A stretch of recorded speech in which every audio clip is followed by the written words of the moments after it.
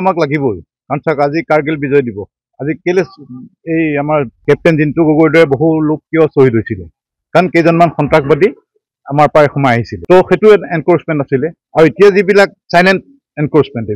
সেইবিলাক বন্দুক বাৰুদ লৈ সোমাই আহিছিল সেইকাৰণে এখন যুদ্ধই হৈ গৈছিলে আৰু এইবিলাক যে চাইলেণ্টলি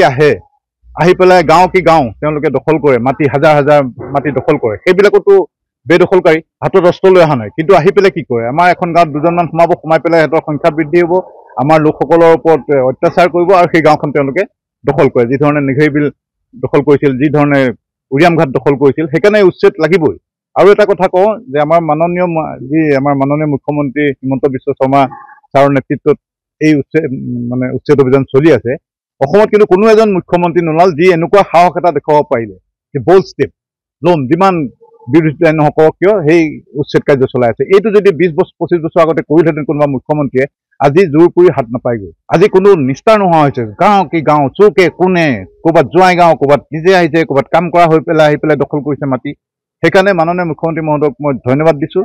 আন্তৰিকতাৰে যে তেখেতে এই সাহসখিনি যে দেখাব পাৰিলে কিন্তু কোনো মুখ্যমন্ত্ৰীয়ে এনেকুৱা সাহস দেখাব নোৱাৰিলে যিবিলাক অবৈধ এটা সময় আছিল চৰকাৰে সেইখিনিক বেছি সুবিধা দিয়ে এটা ভোট বেংকৰ স্বাৰ্থত আৰু তাৰপাছতে সেইবিলাক কলনীবিলাক কি হৈছে এই ড্ৰাগছৰ ঘাটি হৈছে বন্দুক বাৰুদৰ ঘাটি হৈছে এটা ক্ৰিমিনেলৰ ঘাটি হৈছে সেইকাৰণে এইখিনি ফুল ফৰ্মত আৰু ইয়াতকৈ জোৰদাৰকৈ উচ্ছেদ চলাব লাগে সকলো মই অসমৰ দল বল জাতি ধৰ্ম নিৰ্বিশেষে সকলোকে আহ্বান জনাওঁ যে তেখেতে আমাৰ মুখ্যমন্ত্ৰী মহোদয়ৰ নেতৃত্বত যি উচ্ছেদ কাৰ্য চলি আছে তাত যাতে সকলোৱে আহি পেলাই সকলোৱে মুখ্যমন্ত্ৰী গৰাকীক যাতে সাহস দিয়ে কালি এক প্ৰকাৰ ভাবুকিয়ে দিছে যিসকল উচ্ছেদকাৰী যে আমাৰ ঘৰ যদি উচ্ছেদ কৰোঁ তথাপি আমি এই স্থান এৰি নাযাওঁ বুলি এক প্ৰকাৰ ভাবুকি দিছে সেয়াই তেওঁলোকৰ কিমান সাহস হ'ল মই কৈছোঁ ন